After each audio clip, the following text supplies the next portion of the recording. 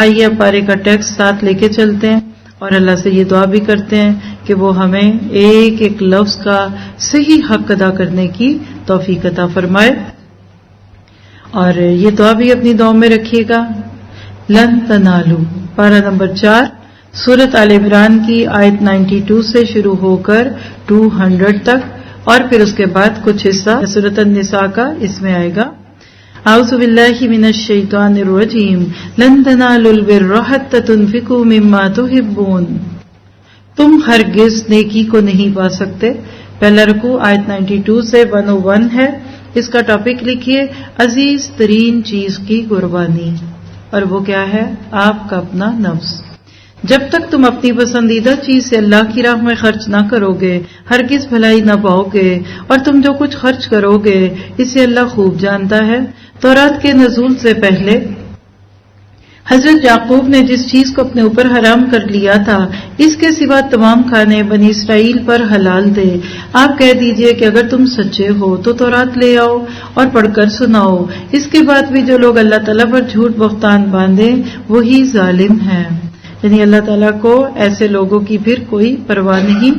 کہہ دیجئے کہ اللہ سچا ہے. تم سب ابراہیم حنیف کی ملت کی پیروی کرو جو مشرک نہ تھے. ان اول بیت پہلا گھر، یعنی اللہ تعالیٰ کا پہلا گھر جو لوگوں کے لیے مقرر کیا گیا وہی ہے جو مکہ شریف میں ہے، جو تمام دنیا کے لیے برکت اور ہدایت والا ہے، جس میں کھلی کھلی نشانیاں ہیں. مقام ابراہیم ہے، اس میں جو آ جائے امن والا ہو جاتا ہے.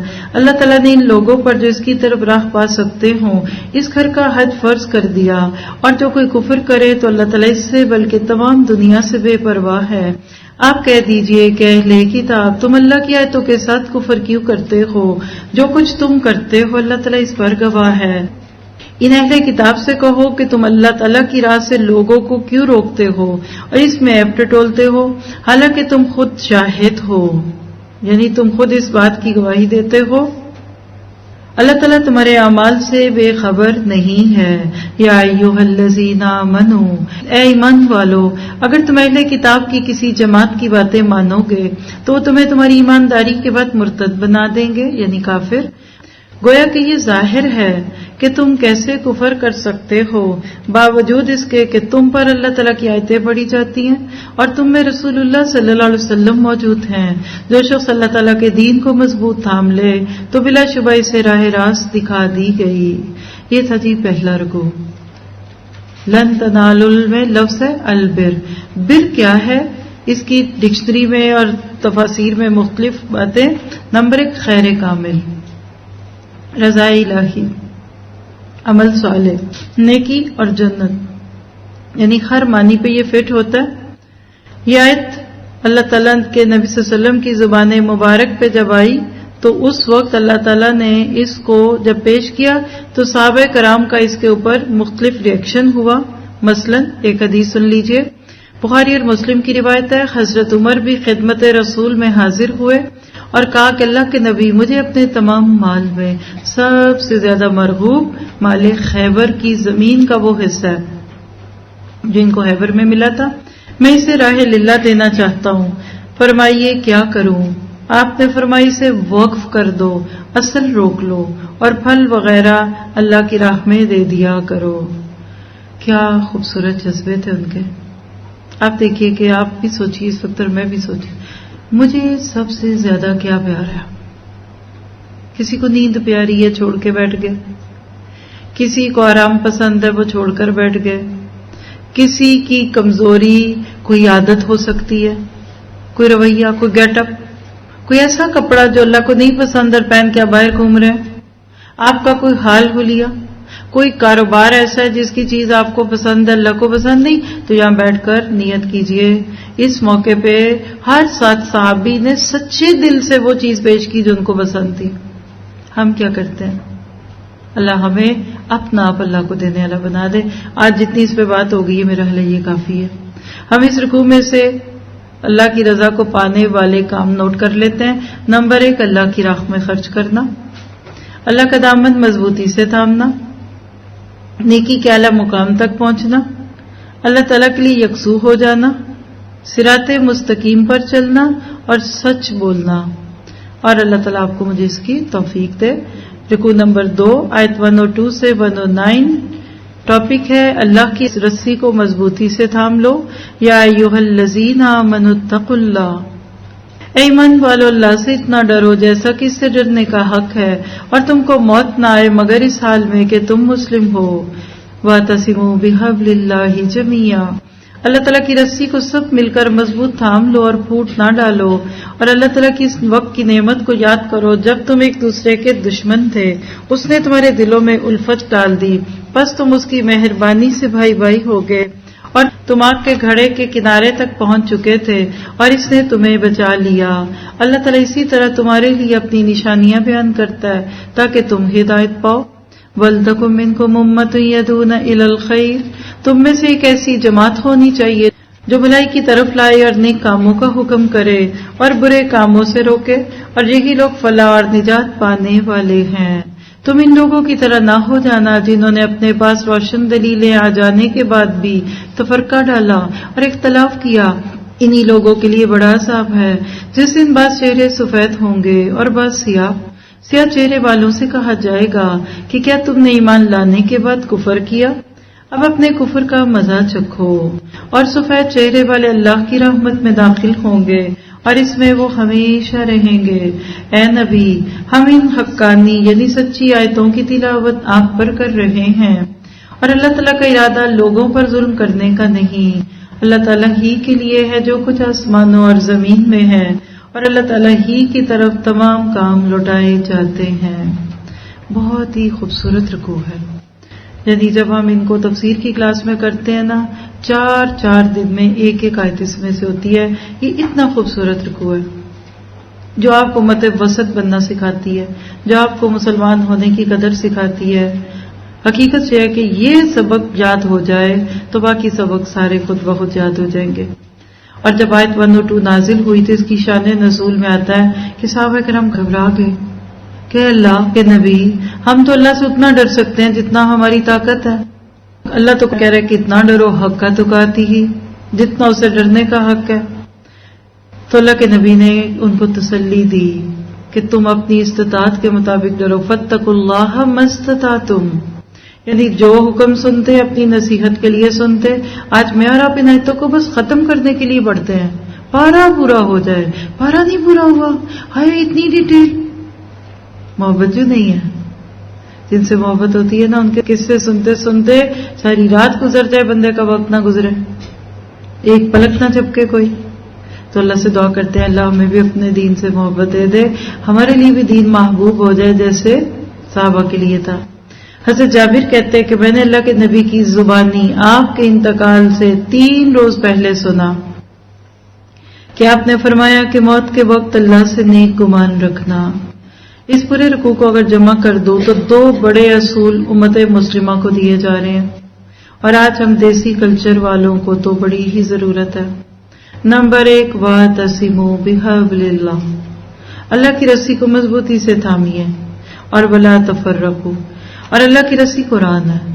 جب تک مسلمان قرآن کو تھامے رہے، بیچ کی سب چیزوں کو اوور لک کر کے آگے گئے، اللہ نے ان کو عزت دی، دنیا میں بھی اور آخرت میں بھی دے گا۔ لیکن جب سے مسلمانوں نے اپنی عقیدتوں کے محور بدلے، تب سے امت فرقوں میں بڑھ گئی۔ دیکھیے صحابہ کرام میں اختلاف رائے تھا، کئی مقامات آپ قرآن کے پڑھیں گے، ابن عمر کی ایک رائے تھی، ابن عباس کی دوسری تھی، حضرت عمر کچھ کہتے دکھتے ہیں، حضرت ابو بکر صدیق کی اور رائے ہے، آگے آپ بدر کے قیدیوں کے بارے میں دونوں کا مختلف رائے سنیں گے۔ لیکن عقیدتوں کا محور نبی کی ذات تھی، اسلام تھا، تو اپنی رائے کو نیچے کر لیتے تھے۔ شروع کے دور کے مسلمان ایسے ہی تھے، لیکن بعد میں عقیدتوں کے محور بدل گئے، لوگوں نے اپنے استادوں کو پوچھنا شروع کر دیا، لوگوں نے اپنے ائمہ کرام کو پوچھنا شروع کر دیا۔ نتیجہ کیا ہوا؟ جتنے لوگ اتنے فرقے، اتنی جماعتیں، اتنے گروہ ہیں۔ سچا ایمان ایک ڈوری کی طرح مسلمانوں کو پرو لیتا ہے، تقویٰ کی رسی ہو، قرآن سامنے ہو، آپ کو دوسرے کسی کی پرواہ بھی نہیں رہتی۔ وہ نبی جس نے اوس و خزرج کی لڑائیوں کو ختم کرا دیا، آج ان کی امت گروہ گروہ ہو کر فرقہ فرقہ ہو کے لڑ رہی ہے، مسجدوں میں تالے پڑ رہے ہیں، مسجدوں میں جھگڑے ہوتے ہیں، صرف اس نام پہ کہ میری مسجد، تیری مسجد، میرا فرقہ، میری جماعت۔ قرآن پڑھیے، آپ کے سب فرقے ختم ہو جائیں گے اور آپ ایک نام پہ پہچانے جائیں گے، اور وہ نام ہے آئی ایم مسلم۔ جو فرقہ صحابہ کا تھا وہی آپ کا فرقہ ہوگا۔ ما انا علیہ واصحابہ 73 سیکٹ میں سے ناجی فرقے کو اللہ کے نبی نے کہا جس پہ تم ہو اور میں ہوں۔ تو آج تو اس بارے میں ویسے ہی صحابہ کرام کو لے رہے ہیں۔ آج سے دعا کیجئے میں صحابہ سے جڑوں گی۔ اگر نبی صلی اللہ علیہ وسلم کے بعد کوئی نام پسندیدہ ہوتا نا کسی گروہ کا تو ابو بکری فرقہ، عمری فرقہ، عثمانی فرقہ، علوی فرقہ ہوتا۔ کبھی آپ نے ان 4 ناموں کے فرقے سنے، مسلک سنے، جماعتیں سنی؟ کیا وہ بڑے استاد بڑے عالم تھے یا ان کے بعد کے لوگ؟ اور چاروں ائمہ کرام بھی مسلمان کہتے تھے خود کو۔ یہ تو وہی بات ہے کہ ہم نے ان کے ساتھ نسبت جوڑ کے نا تھوڑے علم کے ساتھ ہم لڑنے لگ گئے، اور وہ چاروں ائمہ کرام ایک دوسرے کے بغل گیر ہوتے تھے۔ آج بھی سچے دیندار ایک دوسرے سے محبت کرتے ہیں، میں آپ کو سچ بتا دوں، ایک دوسرے سے فائدہ لیتے بھی ہیں دیتے بھی ہیں، لیکن جو ان کے فالوورز ہوتے ہیں نا وہ آپس میں لڑتے رہتے ہیں، یہ ہمارا گروہ ہے، یہ ہماری جماعت ہے، یہ ہے وہ ہے۔ تو اللہ تعالیٰ آپ کو مجھے یہاں جوڑ رہا ہے۔ رسی کو تھام لیں گے، اوپر اگر ایک رسی لٹکا دے، ہم سب اس رسی کو تھامیں گے تو ہم سب اس ہال میں بیٹھے قریب ہو جائیں گے، اور آپ اس کی جگہ 4 رسیاں لٹکا دیں تو پھر ہر بندہ کلو حزب بما لدیہم فرحین۔ تو اصل بات یہ ہے کہ تم اللہ تعالیٰ کے حکم کو مانو اور اس کے ساتھ اپنے تعلق کو رکھو۔ لوگ تمہیں مسلمان کہنے پہ مار رہے ہیں، غیر مسلم کے لیے تو آپ ایک مسلم ہیں، اور آپ آپس میں لڑ رہے ہیں اور جھگڑ رہے ہیں۔ یاد رکھیں یہود کے زوال کی وجہ بھی یہی سوچ ہوئی۔ اس کا ڈکلائن کیسے ہوا؟ اسلام یورپ کے دروازے پہ کھڑا تھا۔ جب میں اسپین گئی، ساتھ ہسٹری کی بک لے کر گئی، اور میں نے جتنا بھی بائی روڈ سفر کیا، یقین کرے وہ بک پڑھ کے میں روتی تھی۔ 1000 سال تک مسلمانوں نے اسپین میں، ہسپانیہ کہہ لیجئے، اس میں حکومت کی ہے۔ ہمراہ دیکھیے، جا کے تو دیکھیے کیا ہے، قرطبہ میں جا کر دیکھیے کیا ہے، میڈرڈ میں جا کر دیکھیے، ویلنسیا میں جا کر دیکھیے، وہ مسلمانوں کی یادگاریں ہیں۔ لیکن مسلمان جب ٹوٹے، وہاں غیر مسلموں نے پہلے مسلمانوں کو ٹکڑے ٹکڑے کیا، فرقوں میں ڈالا، پھر ان کو خرید لیا، ایک دوسرے کے تقابل پہ لے آئے۔ تو یہ 2 جملے، واعتصموا باللہ اور ولا تفرقوا، اور یہ جو لفظ ہے نا حبل عربی میں رسی کو کہتے ہیں، وہ چیز جو مقصد تک پہنچنے کا سبب ہو۔ عہد کے معنوں میں بھی حبل آتا ہے۔ دیکھیے آپ نے صحابہ کرام کے لیے پڑھا نا، وہ کون سے فرقے میں تھے؟ انہوں نے اللہ کے نبی کے ساتھ کون سے سگنیچر کیے ہوئے تھے؟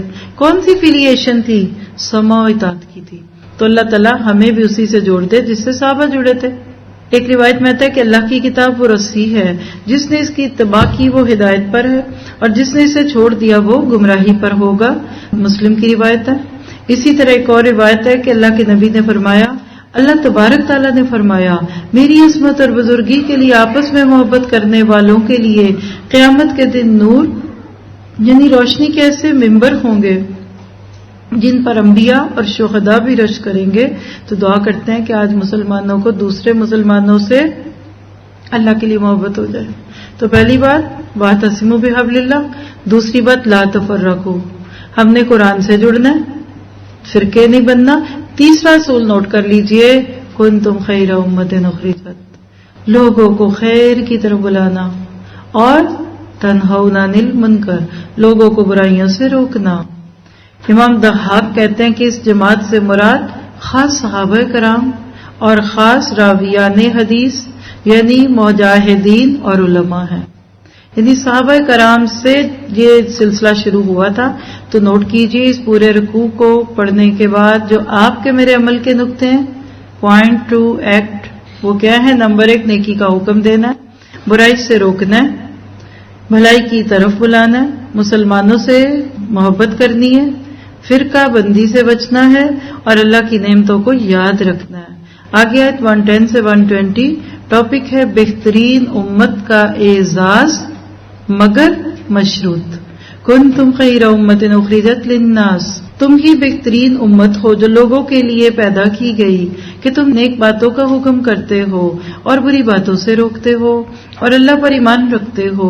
اگر اہل کتاب بھی ایمان لاتے تو ان کے لیے بہتر تھا، ان میں ایمان لانے والے بھی ہیں لیکن اکثر تو فاسق ہیں۔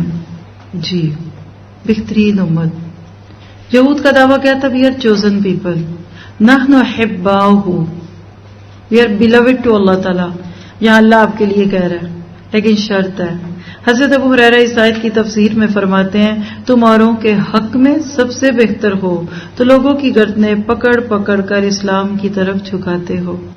آج بھی جو لوگ دعویٰ کرتے ہیں، باہر کی دنیا میں ایسے بے شمار گروہ ہیں، صرف نان مسلمز کو اپروچ کرتے ہیں وہ، اور آپ کو تو اس میں 98% کون لوگ ہیں جو خود ریورٹ ہیں۔ ہیوسٹن کے ساتھ میری بہت ساری یادیں ہیں۔ ہمارے سامنے ایک مسجد میں سے ہمارا تعلق بھی تھا، تو ایک دن ایک ینگ لڑکا اور لڑکی آئے، آج بھی مجھے ان کی شکلیں یاد ہے۔ تو انہوں نے کہا we want to be Muslim, girl and boy friend تھے۔ پھر ان کو بتایا گیا، پوچھا گیا، سب ان کو اسلام کا پتا تھا۔ پھر انہوں نے کلمہ پڑھا، دونوں مسلمان ہوئے۔ پھر اس کے بعد ان کا نکاح پڑھوایا گیا ہمارے اسی مسجد میں۔ پھر وہ دونوں میاں بیوی بنے۔ پھر اتفاق دیکھیے کہ جب میں اپنے ہسبینڈ کے ساتھ پڑھنے کے لیے مصر گئے ہم لوگ، تو وہ کپل بھی وہاں آیا ہوا تھا، وہ بھی نیولی میرڈ تھے، ہم بھی نیولی میرڈ تھے۔ پھر وہاں بھی ہم ملتے رہے ایک دوسرے سے۔ پھر اس کے بعد تقریباً 1 سال کے بعد پتہ چلا کہ وہ لڑکا جو ہے نا، اس کا باپ بھی مسلمان ہو گیا، لڑکی اپنے پیرنٹس پہ کام کر رہی ہے ابھی۔ پھر انہوں نے ہیوسٹن میں، آج بھی جا کے سرچ کیجئے اسلام ان اسپین، انہوں نے ایک گروپ بنایا، نان پروفٹ گروپ۔ اب وہ اسپینش زبان میں وہاں ایک پورے بڑے اسکیل پہ اسلام کا کام کر رہے ہیں، اور ہم مسلمان وہ روتے ہیں، وہ کہتے ہیں ہم نے اس درد میں زندگیاں گزاری ہیں، ہم سے تو کوئی پوچھے۔ یہ ایک مثال دی آپ کو، ایسی سینکڑوں مثالیں تو میرے پاس بھی ہیں۔ پچھلے 20 سالوں میں نے دنیا کے مختلف کونوں میں لوگوں کو اسلام پہ آنے کے بعد اسلام کی خدمت کرتے دیکھا ہے، اور ہم مسلمان اپنی خدمت کر رہے ہیں۔ ہم مال کماتے ہیں، وہ نیکیاں کماتے ہیں۔ ہمیں فکر اپنے بچوں کے مستقبل کی ہے، ان کو اسلام کے مستقبل کی ہے۔ مجھے پہلی دفعہ صحابہ کرام والا ایمان باہر جا کر لوگوں میں دکھا، معذرت کے ساتھ، کیونکہ جس میں ایمان ہوتا ہے نا اس میں کشش ہوتی ہے، بے رنگ ایمان، بغیر کسی تعصب کا ایمان۔ یہ ریورڈز تو سارے مجھے ایسے لگتا تھا صحابہ کے گروہ میں سے نکل کر آئے ہوئے ہیں۔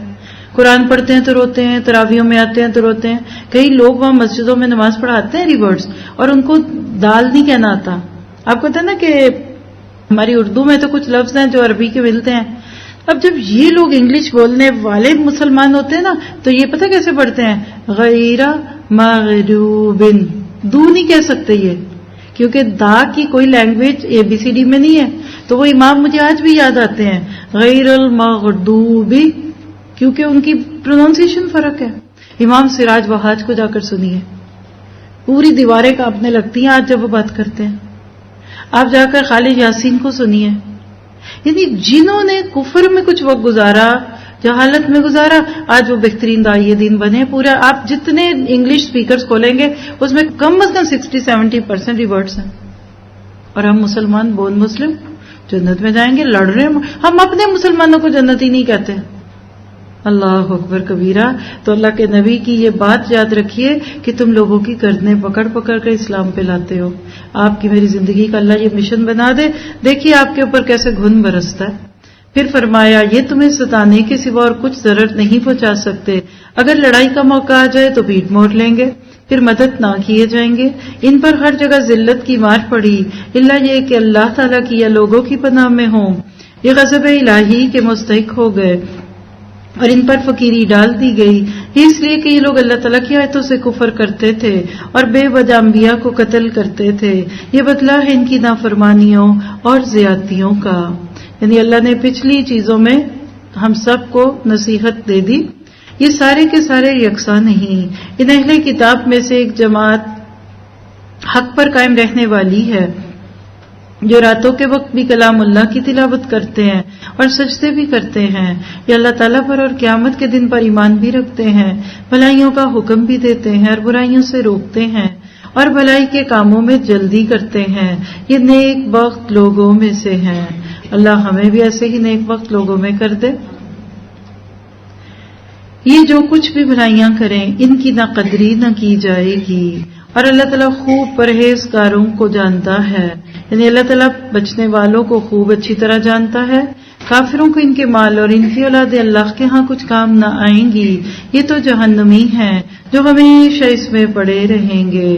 یہ کفار جو کچھ خرچ کریں ان کی مثال یہ ہے کہ ایک تند ہوا چلی جس میں پالا تھا، یعنی سردی، جو ظالموں کی کھیتی پر پڑا اور انہیں تہس نہس کر دیا، اللہ تعالیٰ نے ان پر ظلم نہیں کیا بلکہ وہ خود اپنی جانوں پر ظلم کرتے تھے۔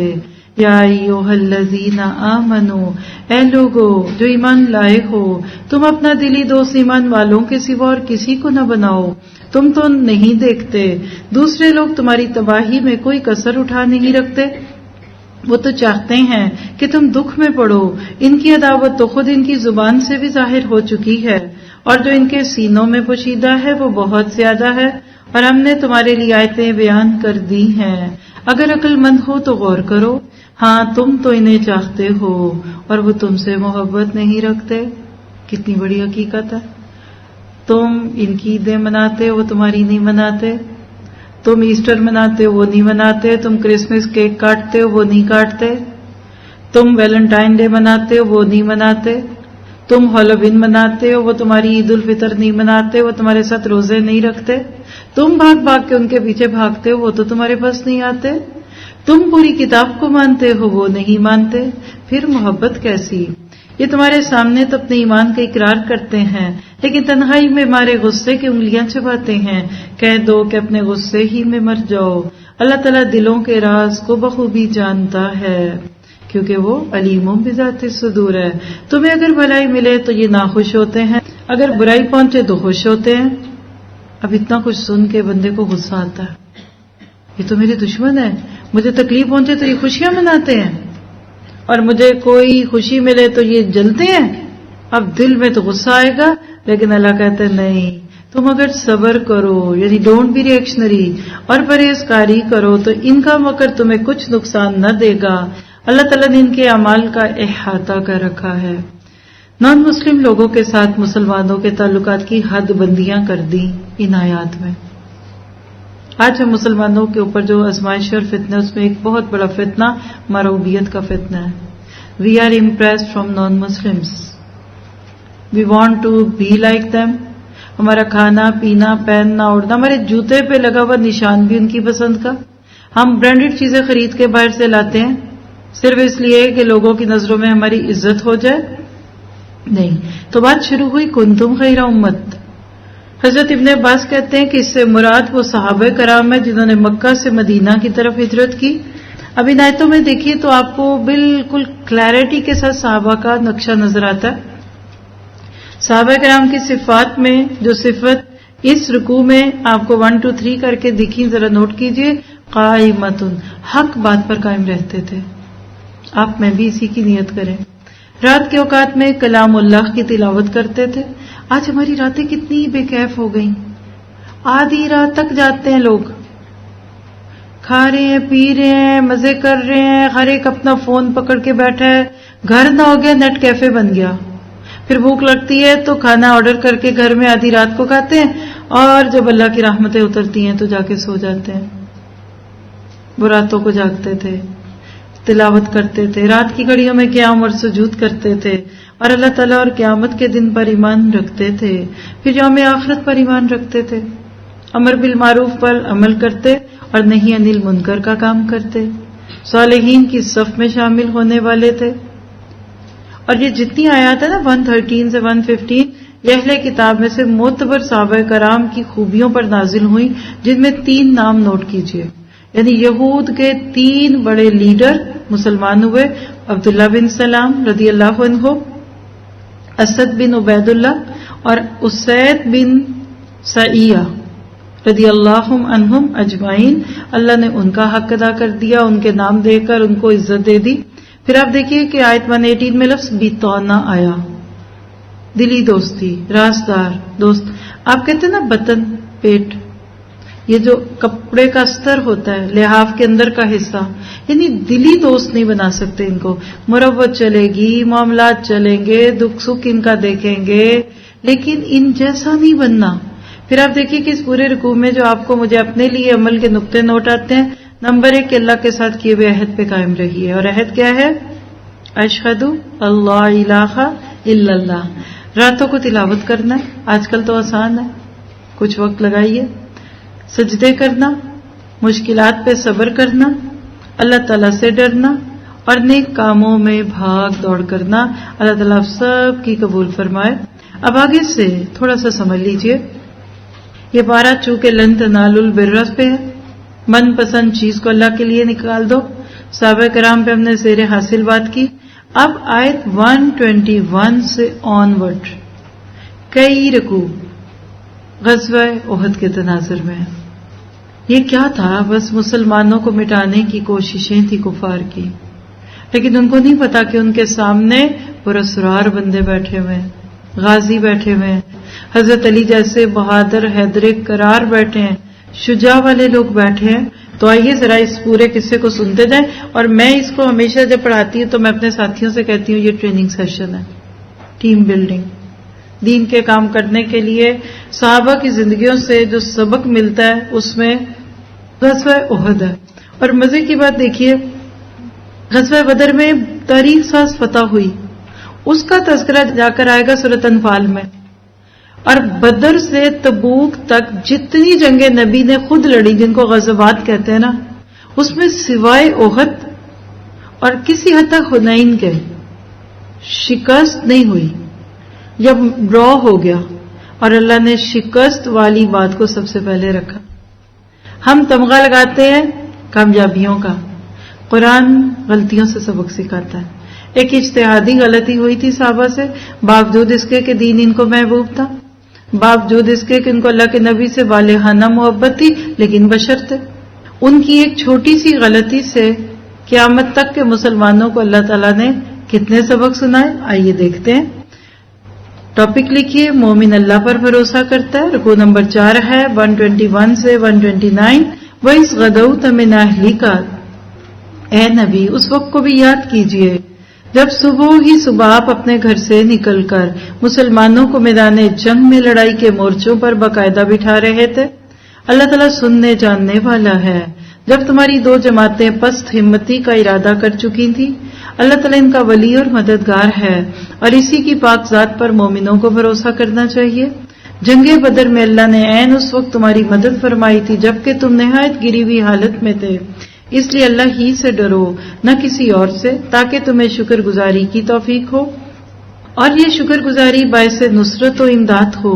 جب آپ مسلمانوں کو تسلی دے رہے تھے کہ کیا آسمان سے 3000 فرشتے اتار کر اللہ کا تمہاری مدد کرنا تمہیں کافی نہ ہوگا؟ کیوں نہیں، بلکہ اگر تم صبر کرو، پرہیزگاری کرو، اور یہ لوگ اسی دم تمہارے پاس آ جائیں تو تمہارا رب تمہاری امداد 5000 فرشتوں سے کرے گا جو نشاندار ہوں گے.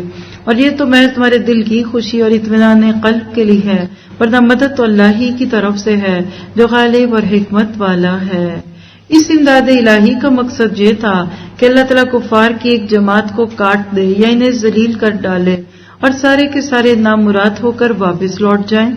اے پیغمبر، آپ کے اختیار میں کچھ نہیں. اللہ تعالیٰ چاہے تو ان کی توبہ قبول کرے یا عذاب دے، کیونکہ وہ ظالم ہے.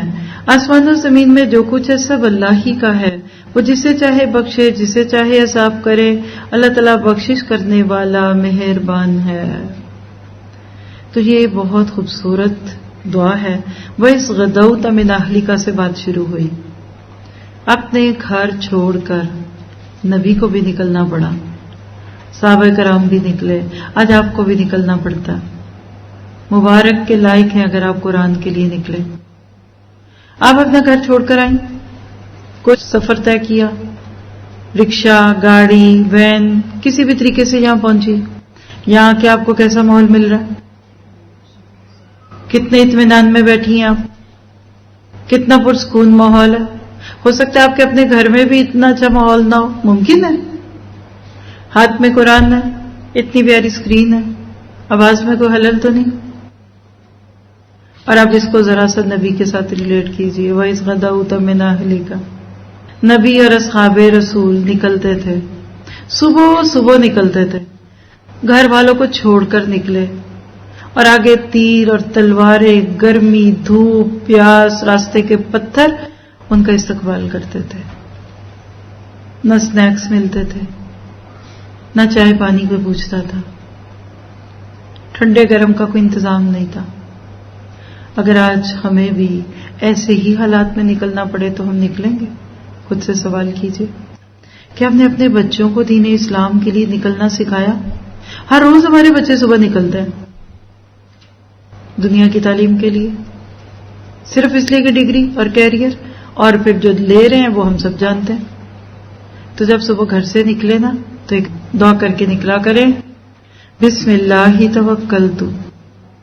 پڑھتے گھر سے کبھی اس کے بغیر نہ نکلے، کیونکہ اللہ کے نبی کے ساتھی حضرت انس بیان کرتے ہیں کہ اللہ کے نبی نے فرمایا جب آدمی گھر سے نکلے اور یہ دعا پڑھے کہ اللہ کے نام کے ساتھ میں نے اللہ پر توکل کیا، گناہ سے بچنا اور نیکی کرنا محض اللہ کی توفیق سے، بسم اللہ توکلت علی اللہ ربنا، توکل نہ کے بھی لفظ آتے ہیں، یعنی اللہ پہ میں نے توکل کیا، اللہ کے نام پہ نکلے تو کیا ہوتا ہے؟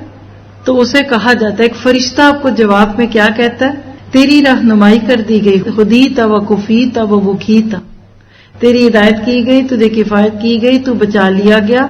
شیطان اس سے الگ ہو جاتا ہے اور دوسرا شیطان کہتا ہے کہ تمہارا ایسے شخص پر کیسے زور چل سکتا ہے جس کی رہنمائی کر دی گئی، اسے کفایت کر دی گئی اور اسے بچا لیا گیا. تو دعاؤں کے بغیر گھر سے نہ نکلیں. غزوہ احد سے کچھ سبق نوٹ کیجئے. صحابہ کرام کی جو زندگی کے اندر معاملات پیش ہوئے، پہلی بات تو دیکھیے کہ سن 3 ہجری تھی، 11 شوال ہفتے کا دن تھا. 3000 کا ایک لشکر دشمنوں کی طرف سے آ چکا تھا جو جنگ بدر کا بدلہ لینے کے لیے آئے تھے، انتقام کے بدلے سے. عبداللہ بن ابی نکلنا نہیں چاہتا تھا کہ مدینہ میں بیٹھیں گے تو ہمارا نفاق چھپ جائے گا، مگر بعض صحابہ کرام جو جنگ بدر میں شامل نہ ہو سکے تھے انہوں نے کہا نہیں ہم جا کے لڑیں گے. اتنی محبت تھی ان کو دین سے، اپنی جان سے نہیں تھی، اپنے دین سے تھی. چنانچہ 1000 کا لشکر لے کر نبی صلی اللہ علیہ وسلم مدینہ سے باہر آئے. اب ہوا کیا، عبداللہ بن ابی شوط کے مقام پہ رک گیا، 300 لوگوں کو واپس لے گیا، لیکن اوس اور خزرج کو اللہ تعالیٰ نے جما دیا. صحابہ کرام نے جنت کا راستہ چنا.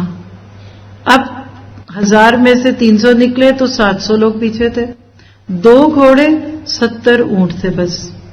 دشمن کی تعداد 3 ٹائم مور، 3 گنا، 3000 یہ 700. حوصلے ٹوٹے، ہمت ہاری. کوئی وسوسہ آیا کہ مر جائیں گے، بیوی بیوہ ہو جائے گی، بچے یتیم ہو جائیں گے اور فائدہ تو ہونا نہیں، پلٹ جائیں؟ نہیں. اللہ تعالیٰ نے 5000 فرشتوں سے مدد کی خوشخبری سنا دی. یہ اللہ کی مدد تھی. ربیع بن انس کہتے ہیں کہ اللہ تعالیٰ نے مسلمانوں کی مدد کے لیے پہلے تو 1000 فرشتے بھیجے، یعنی ان دا بگننگ، اور پھر 3000 ہو گئے، پھر 5000، یعنی مردفین تھوڑے تھوڑے کر کے زیادہ ہوتے گئے. یہ ابن جریر کی روایت آپ نوٹ کر سکتے ہیں. حضرت علی کہتے ہیں کہ فرشتوں کی نشانی بدر والے دن سفید رنگ کے لباس تھے، یعنی فرشتے اس دن انسانی روپ میں سفید کپڑے پہن کر آئے تھے. یہ تفسیر ابن ابی حاتم کی روایت ہے. آپ اور میں ذرا سا اپنے پر لیں، لن تنالوا البر حتى تنفقوا مما تحبون. آیا تو ہوا ہے وقت لیکن نظر نہیں آتا میں. لیکن چلیے بالفرض اگر آج دوبارہ احد والے حالات ہوں تو ہم میں سے کتنوں کے بیٹے باپ بھائی تیار ہیں دین کے دفاع کے لیے؟ ایک جملہ بڑے درد سے بولوں گی. جو صبح فجر کی نماز کے لیے مسجد میں نہ جا سکیں وہ اللہ کے دین کے دفاع کے لیے کیسے نکلیں گے؟ صرف وہی نکلیں گے جن کو دین سے وہ محبت ہو جو خود اپنے آپ سے. لن تنالوا البر، ان کو دین محبوب بن گیا تھا. اللہ ہمیں بھی ایسا کر دے. عمل کے نقطے نوٹ کیجئے اس رکوع میں سے. نمبر 1 اللہ سے ڈرنا ہے، شکر گزاری کا رویہ اختیار کرنا ہے، تکلیف اور آزمائش پر صبر کرنا ہے، حوصلے بلند رکھنے ہیں، ظاہری اسباب کی کمی پہ گھبرانا نہیں. لوگ ساتھ چھوڑ دیں تو یہ نہ سوچئے کیا ہے ہمارے کام نہیں ہوں گے، کوئی نہیں کر سکتا. ساری دنیا آپ کے ساتھ مل جائے نا، ایک کام نہیں آپ دین کا کر سکتے جب تک اللہ ساتھ نہ دے. اور توبہ بھی کرتے رہنا ہے. بہت ضرورت ہے اس وقت ہمیں